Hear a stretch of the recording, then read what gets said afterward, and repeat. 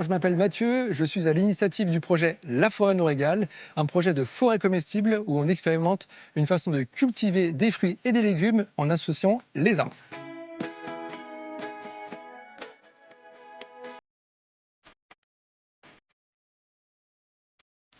Mathieu Plot n'est pas un agriculteur comme les autres. Ici, ni tracteur, ni produits chimiques, pas même de champs, puisque sa parcelle est une forêt. 5 hectares boisés, où les arbres sont la ressource, mais servent aussi d'abri à d'autres cultures. Un projet nourricier et collectif. Alors allons nous régaler. Alors là, Mathieu, on est au cœur de la forêt comestible. Qu'est-ce que c'est Parce que l'idée, c'est quand même bien de planter des choses qu'on va pouvoir manger dans cette forêt. Alors oui, c'est de planter en association avec les arbres. Donc on garde le bois sur pied et puis on vient planter, intégrer sous couvert forestier des espèces alimentaires. Comme quoi?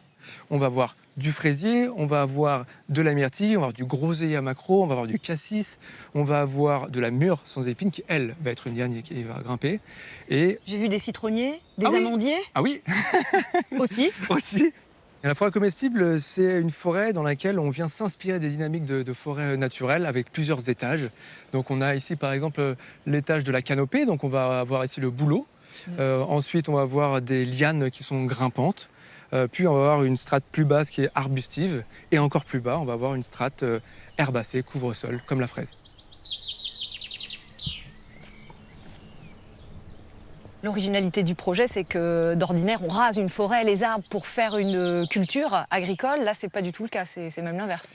Oui, alors les arbres ont tendance à nous embêter parce qu'ils font trop d'ombrage et ils prennent trop d'eau. Sauf que ici, justement, on a des clairières, des endroits très ensoleillés, on vient produire du fruit. Et d'autres, on a besoin des espaces beaucoup plus ombragés pour produire de la feuille.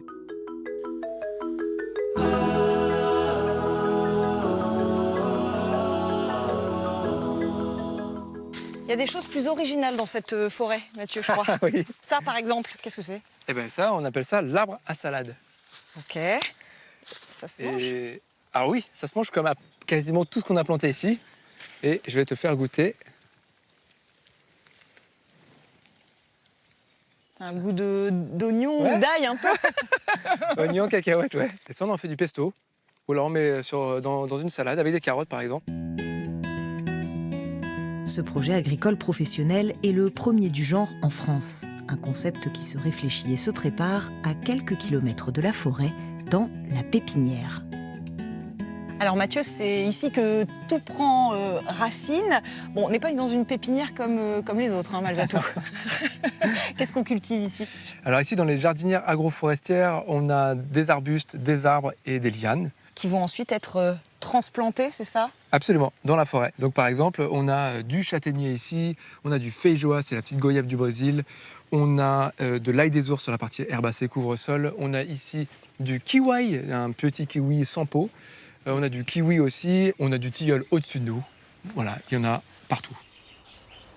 Cette pépinière, c'est aussi un lieu d'expérimentation culinaire, notamment. Vous produisez des denrées alimentaires à partir de la forêt comestible. Alors oui, ici par exemple on a un figuier et avec ce figuier on va faire du sirop de feuilles de figuier, on va faire de la gelée aussi de figuier et on va faire aussi de la poudre pour les pâtisseries. Et c'est le temps de la récolte là? Alors oui, exactement, on peut récolter des feuilles.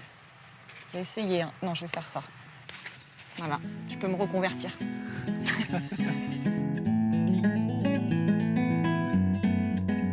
Alors qu'est-ce qu'on fait de notre récolte? Alors là maintenant on va enlever la tige de la feuille. Voilà, exactement comme ça. Et donc après on va la séparer en petits bouts pour qu'elle puisse donner le plus de goût possible lors de l'infusion. Alors là, on va brûler un peu les étapes, mais à la fin, ça donne ça. Oui, ici on a un sirop de feuilles de figuier qui a un goût de coco et de vanille qui est vraiment hyper apprécié, c'est délicieux. C'est quoi le principal défi d'un projet comme celui-là? Il faut qu'il soit déjà rentable, qu'il puisse faire vivre des paysans, des paysannes. Et puis, il faut aussi que tous ces nouveaux produits trouvent place sur la table de chacune et de chacun pour voilà, les consommer tous les jours. Comme notre sirop de figuier. Exactement. Merci beaucoup, Mathieu.